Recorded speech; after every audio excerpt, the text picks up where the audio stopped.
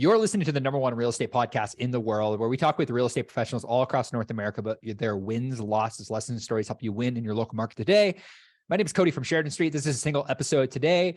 I want to keep this real short and sweet, but I wanted to pop on here and walk you through something that I just recorded a short piece of content around that I think will really help in understanding scripting.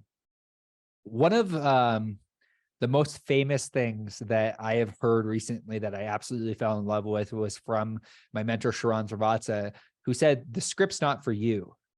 The script is not for you, it's for the client. What does that mean?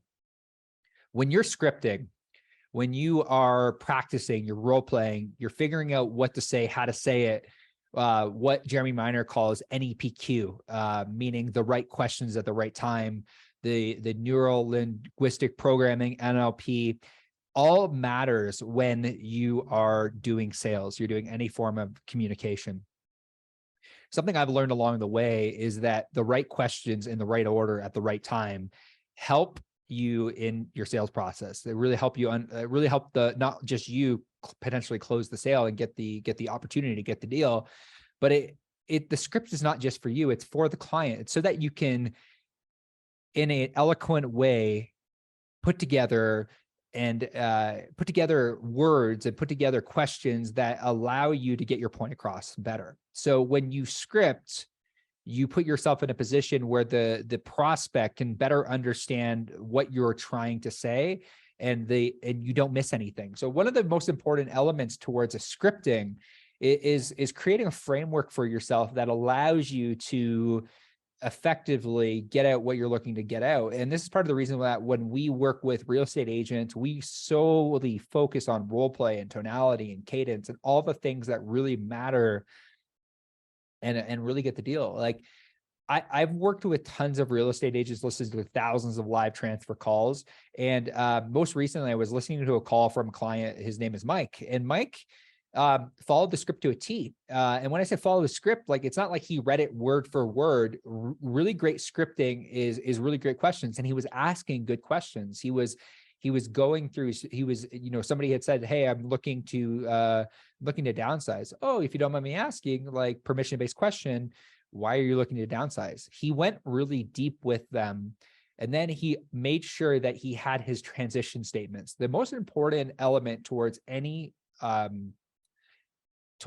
sales process is having some sort of transition statement that moves you from one part of the script to the next.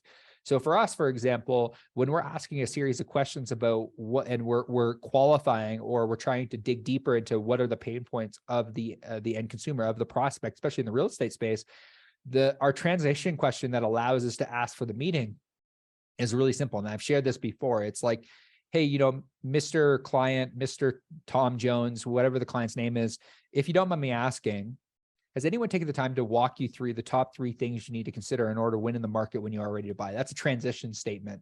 And essentially it's going to allow you, it's called a frame question. It's going to allow you to get to a point where you can effectively communicate your value to the prospect. But in order to do that, scripting is required. If you look at some of the top athletes in the world, a lot of the things that they do is they practice on the court. They don't practice on, they don't practice on the court. Rather, they don't practice on game day. They throw free throws, and they focus on the free throw, and they focus on the practice off the court, like, putting the work in the gym, making sure their nutrition is taken care of. All these things can be related back to real estate. It's like, the encouragement I would give you is don't practice on the client.